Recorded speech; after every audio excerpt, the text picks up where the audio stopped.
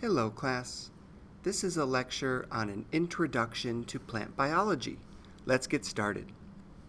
Our outline is as follows. First, we'll look at an introduction to some general botanical terms, and then we'll look a little bit at how humans and other animals depend upon plants. We'll learn about botany as a science, including applying the scientific method to the study of plants. We'll talk a little bit about the history of botany, and then we'll talk about the many fields of plant study, which is referred to as the diversification of botanical fields. So what is the overall importance of plants? Well, without plants, simply put, we wouldn't be here. Plant life constitutes about 98% of our Earth's biomass, bio meaning life, and mass referring to things that take up space. When you look out your window, chances are most of the things you see are plants. Plants produce oxygen, which is essential for living things to survive. In addition, plants remove carbon dioxide from the atmosphere. This is a really important ecosystem service they contribute to a healthy functioning planet. Plants provide the basis for most biomes to exist, and biomes are those places on our Earth where living things are found. Finally, plants produce many different products that are significant to humans. For example, most of us wear clothes made out of cotton, which is a plant product. The paper we write on, so many plant products are required for life. So what exactly is a plant? These are some of the names of the types of plants that we will look at over the course of this semester. Overall, there is almost 500,000 plants found on our planet today. It includes plants that are called mosses and liverworts, which are very primitive plants, things like ferns and horsetails, which are also primitive but a little bit more advanced, and then things like the conifers, which produce cones. Often we think of things like pine trees producing these cones. And then lastly, the most advanced group of plants are the flowering plants that produce flowers, fruits, and ultimately seeds that are contained in those fruits. So mosses and ferns are two primitive types of plants. Here we can see mosses reproduce with special little structures that produce spores. Ferns also reproduce with spores, but they're found in a different place. Notice the spores are produced in those little dots found on the underside of the fern leaves. As I mentioned just a moment ago, the conifers includes things like pine trees. And the fancy name for the group that the conifers belongs to is the gymnosperms. The root word, gymno, means naked, and sperm refers to seed. So these are organisms that do produce seeds, but they are not contained inside of a fruit. The angiosperms, which includes the flowering plants, is that group that includes species that reproduce with fruits. And again, the fruits contain the seeds. Now we can further break down the angiosperms into two evolutionary groups called the monocots and the dicots. And they get their name based upon this little thing called a seed leaf. And the fancy word for the seed leaf is a cotyledon. Monocots, after their seed grows, produces one cotyledon, and dicots, after their seed grows, produces two. So of course you'd never see this unless you happen to be watching seeds grow. Now, features that we can see includes things like the pattern of the veins on the leaves or the numbers of flower parts. Things we can't usually see are things like the inside of the stem or the way that the roots grow. We wouldn't usually see roots unless you pulled the plant out of the ground. But there are different features that can define each of these groups, and we'll focus on these later on in the semester. So all biological life, including plants, are classified using this system in which we break things down into very large groups and then slowly break them down into smaller and smaller and smaller groups until we get to one single plant. And all of this grouping is based on shared common characteristics that were inherited over many generations. So another way to say that would be shared common ancestry. And the levels of classification are kingdom, phylum, class, order, family, genus, and species. And it's when we get to the genus plus species name that we are looking at a scientific name. And this is referred to as a system of binomial nomenclature. Let's look at these root words. Binomial means two names. Nomenclature, that means naming system. So therefore, all living things are assigned a scientific name that is made up of a genus plus a species name. Let's see an example. So here is a common type of shrub. It's got shiny green leaves and these interesting yellow or orange colored flowers. It's often favored by organisms like hummingbirds that love to pollinate these flowers to get their nectar. Now, the fancy name for this, as we can see on the screen, is Diplodocus aurantiacus. Now, most people would not usually say these scientific names, but as a biologist, we need to start thinking about how living things are assigned these names. And then the family level is the Phrymaceae, which we can again see that word on our screen as well. And notice that all family plant names end in A-C-E-A-E. So if we see those letters at the end of a fancy word, we know that we're at the family level in the plant kingdom. Now, it's not enough to name this flower Phrymaceae because there are hundreds of plants in California that belong to this family. So therefore, we have to take it down to the genus level. Now, the word genus, the plural version is genera. So genus is singular and genera is plural. And it is accurate to refer to this as Diplodocus, but there's 150 or more species that are contained in this genus in California alone. So therefore, that's not specific enough as well. Therefore, we must take it down to species level, which is Aurantiacus. Now we have named this plant. And as I mentioned, most people don't say these fancy words. Usually it's biologists that use these scientific names.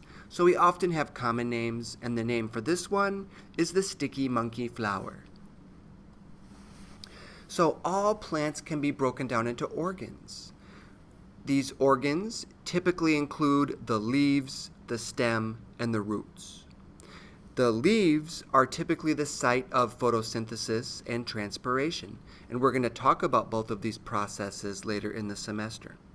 The stem typically serves to support the leaves, and it's also an important conduit where water and food and minerals dissolved in the water can move between the leaves and the roots.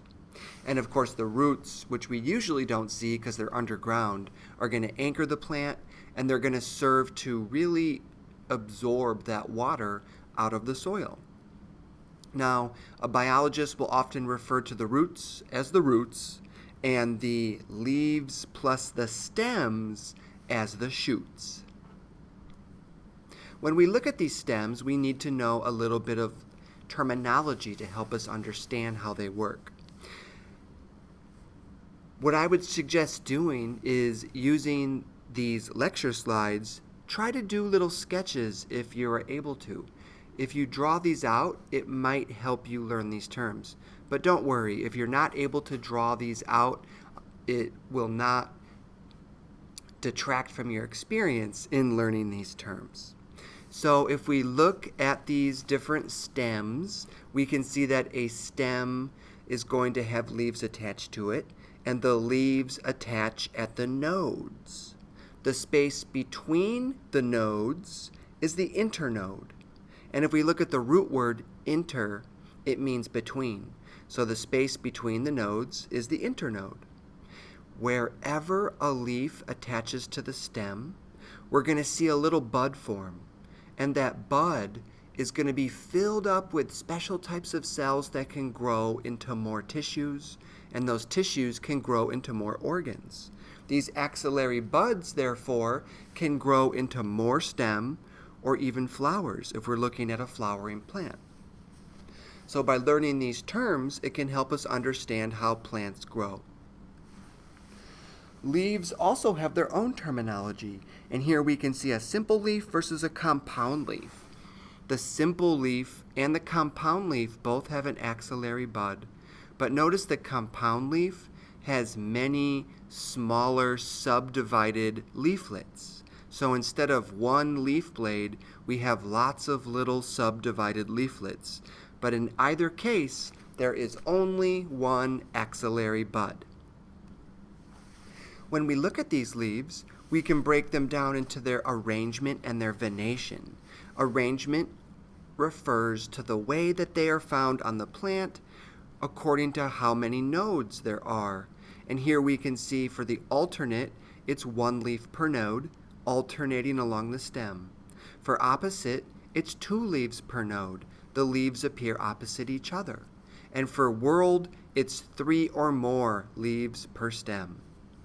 Furthermore, we can look at the pattern found on the leaves, and we can see the veins might be pinnate or palmate or parallel. Again, this refers to the patterns. If you're able to draw a little bit, this might be a way to help you learn this. You could draw a leaf and then try to draw these patterns. But again, no worries if you're not able to draw. You can still understand this concept for our homework and our exam. So now we are ready to learn about the flowers. This is really my favorite organ, found only in the flowering plants.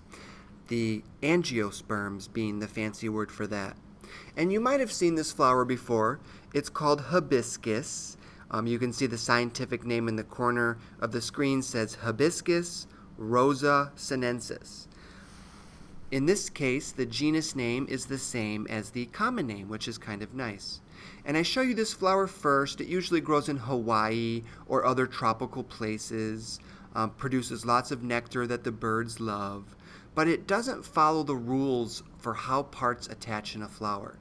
So while we learn the general model of how a flower forms, it's actually very rare to find that general flower ever again.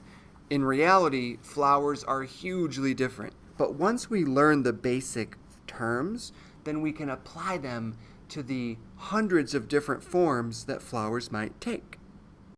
So when we look at a flower and it has all four parts, we refer to these as the four whorls. A complete flower is a flower that has all four of these whorls. Now, evolutionarily speaking, all of these flower parts are actually modified leaves. And we know this when we look at a flower forming inside a bud. Now, looking at these whorls, the first is the sepals. Sepals are collectively referred to as a calyx, and they primarily serve to protect the flower parts as they form in a bud. Our second whorl is the petals. The petals are collectively referred to as a corolla, and petals are what we often think of when we imagine a flower.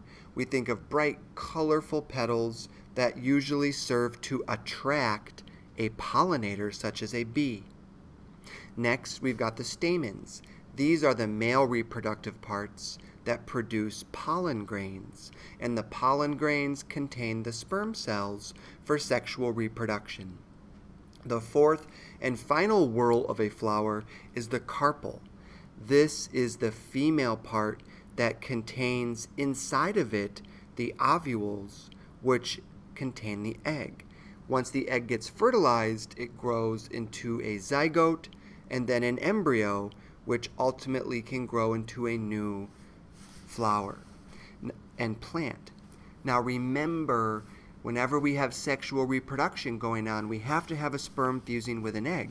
And so flowers are able to do that by using these special reproductive structures. And after fertilization occurs, we're going to find a seed in these flowering plants that are contained inside of a fruit. Here are just some of those fruit types. You might be familiar with them. A fruit is technically a ovary, and the ovary is that tissue that contains the ovules, and the ovules, for our purposes of this class, are the eggs. They contain that egg. Some of these different fruit types include things like cherries. The genus for cherries is Prunus. The fancy name for this fruit is a drupe. Blueberries, which belong to the genus Vaccinium, and so there we can see those are types of berries. Many of you might have had a pineapple before. They actually grow very weird. It's a multiple fruit made up of lots of flowers and then small fruits that fuse together to form that big pineapple. And not all fruits are juicy and soft. Some of them are hard and dry. For example, things like legumes, which includes the beans and the peas, are actually dry types of fruits that disperse their seeds after they dry out. So as you can see, there's lots of different terminology that we can use to describe plants, and we're going to use this very introductory terminology to help us understand our studies of plants as we move on through the semester. So now let's talk about how humans use plants. As you can imagine, plants provide tons of important products for humans and human societies. A short list would include things like food, fragrances, dyes and other colors, beverages, lumber or paper products, medicines, and our clothes. Now, plants also provide some different types of fuel sources. One of those fuel sources is coal. And coal is a non-renewable energy source. So once we use up our coal, it's gone. So there's a big movement around the world to move away from coal because it's simply not sustainable. This coal is made from fossilized plant material that formed during the Carboniferous period about 360 million years ago. As of 2017, the United States uses about 30% of their electricity is produced by burning this coal. And as we move on year by year, hopefully we can start to reduce our reliance on this fuel source and move more towards renewable fuel resources. Another fuel type is ethanol. This is often made from corn or soy in the United States. This brings in the discussion of food versus fuel. We can grow these crops, these botanical products as food sources, or use them for fuel sources. And there is, of course, limited land. As the human population grows, we don't have unlimited places where we can produce food or fuel. However, it is nice to make fuel from something like a crop plant like corn because it reduces our reliance on fossil fuels, things like petroleum, which is dead ancient algae and other organic materials. As I mentioned, the human population continues to grow. As our human abundance continually goes up and up and up, we're going to have to find ways to sustainably interact with plants on our planet, or we won't have a planet that will be habitable for future generations. Now, one of the big problems on our planet today is the concentration of carbon dioxide in the atmosphere has been increasing, and this is largely due to the burning of fossil fuels worldwide. Now, as we mentioned previously, plants actually use carbon dioxide as part of their metabolism. They use the carbon in carbon dioxide during photosynthesis to build sugars. But due to the unprecedented rise in atmospheric carbon dioxide in the past 100 years, basically since the Industrial Revolution, current carbon dioxide levels simply are higher than we've seen in tens of thousands of years. So botany is a science, and very early on in the history of humans needed to understand plants so that they could find things like food and medicine, figure out which plants were poisonous, for example, and which ones were very important. But eventually, an intellectual interest arose, and that's where biologists started to observe, record, organize, and classify botanical information. So whenever we're going to be doing science, we want to use the scientific method. And the scientific method is usually composed of a series of steps. Most textbooks present the scientific method such as this. The first part is we must make an observation, which leads us to ask a question, which then leads us to make a hypothesis. And a hypothesis is a tentative, unproven explanation of some observation. Once we make a hypothesis, we can make a prediction. And a prediction is usually in the form of an if/then statement. Finally, once we've made our prediction, we can design a test. And then based upon the results of that test, we can either pose a new hypothesis or we can make additional predictions to test them. So as a case in point, let's use an example from botany. Right now, when I'm recording this lecture, it happens to be late in the autumn, and winter is just about to begin, and so some of the trees are dropping their leaves. And so as I look out the window, I might see some trees. They used to have green leaves in the summer. Now the leaves have turned bright red, and they're slowly falling off. So my observation is leaves turn red and fall off in the winter. My question is, why do leaves turn red and fall off? Which leads me to make a hypothesis. Remember, this is an unproven explanation of this observation. I could say when temperatures are getting colder and the days are getting shorter, trees drop their leaves. My prediction would be if it gets cold and the days get short, then the trees will drop their leaves. And then I can design a test to see if my hypothesis is accurate. Now, at the end of my tests, I collect data. Data is simply the results from your experiment. Now, while it's nice to learn the scientific method as a long list of steps, in reality, the different steps are all interconnected. There's arrows going every which way as we connect these terms. Questions lead to observations. Observations lead to new questions. Questions lead to revising predictions, and so on and so forth. That's the beauty of the scientific method. We can't just put it in a box and hand it to someone and say, go do science. The findings of scientific method are always tentative. They're always changing as new evidence is presented. Also, the scientific method is used differently by different scientists for different questions. Lastly, science doesn't prove anything. That's not what we care about when we're doing science. If you read a magazine or listen to the news, they might say something like, scientists have proof, or there is clinical proof that this is happening.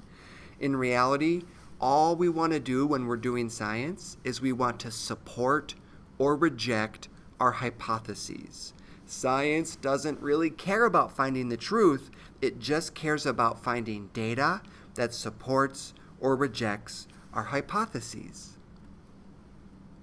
So in the last part of this lecture, let's learn about the diversification of plant study, which is to say, what are the different ways that a botanist might study the plant kingdom? And the first is plant anatomy. Plant anatomy is all about studying the internal structure of plants. It's all about looking at the cells and how those cells relate to each other. Now, two examples of plant anatomy might be dendrochronology, which is the study of tree rings, and we can often apply this study to climate change science, and paleobotany, which is the study of fossilized plants and what their cells and tissues look like. Next is plant physiology. A plant physiologist is all about plant function. They want to know how could plants, for example, transport molecules, interact with light, interpret temperature. How do plants produce flowers and grow? For example, some plants use a protein pigment called phytochrome to detect light. It can allow plants to grow towards the light, and it can allow plants to time their growth based upon the seasons. Next is plant taxonomy. This is the science of naming plants. For example, the bird of paradise flower has its fancy name Strelitzia regini. Plant systematics, on the other hand, it's related to taxonomy, but it's the science of describing relationships. So this is all about evolutionary relatedness based upon shared ancestry. What are the shared characteristics that organisms have passed on generation to generation through sexual reproduction? Plant geography is the study of plant distributions. Where and why do we find plants growing in different places on our planet? Plant ecology is going to be a scientist that studies the interaction between plants and their environment. For example, we might look at plant and animal interactions, including pollination biology, predator-prey interactions, parasitism. This fancy word, mycorrhizal, that describes a fungus-plant association in which the fungus lives on the plant and they both support each other in a symbiotic relationship. We're going to talk more about this association once we do our plant roots lecture later in the semester. Plant morphologist, that's a scientist that studies the morphology of plants. What is the form and function of their parts? How do the leaves, how do the stems, how do the roots grow? What are the special features of these different organs? Sometimes it's what we can see with our naked eye, but sometimes we need microscopes. For example, if we look at the surface of a rose petal, we're going to see all these little bumpy cells that are called papillate conical cells, and they reflect the light, and that's why roses look so pretty and iridescent from these special surface cells. Next is plant genetics. Gregor Mendel is considered to be the father of genetics. He started to describe how plants that belong to the pea family, they produce those legume fruits, how they passed on their characteristics generation to generation. And he did all this without even understanding what DNA was. We'll talk a little bit more about DNA later in the semester. Current applications of this include things like plant breeding and genetic engineering, which might provide some important science that will help us feed our growing human population. A cell biologist might study plants. They're going to look at cell structure and function, specifically the internal parts of a cell.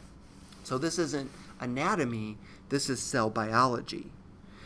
For example, you might look at different types of cell division, mitosis versus meiosis, inside of our cells. You might look at the internal structure of a chloroplast, which is that special organelle that we find in plants where photosynthesis occurs. We're going to learn more about that chloroplast when we do our photosynthesis lecture and our cells lecture later on. And lastly, some botanists might study economic botany or ethnobotany. These are the practical uses for how people use plants. Lots of the ways that people have used plants spans many generations and goes back to indigenous cultures around the world. There's so much information that we can still learn from indigenous cultures in many different places, including tropical regions, such as where indigenous Pacific Islanders might live. All right, so that is our first lecture, all about an introduction to botanical information. We looked at different terminology, how humans use plants, the scientific method a little bit about the history and the diversification of plant studies. I suggest that everyone checks out the Botanical Society of America website. It's a great place to learn more about the different careers that are available for students in botany. In fact, I'll put a link to that website on our course website. Well, that's it for today. Please email me anytime you have a question about this lecture content. Thank you for listening.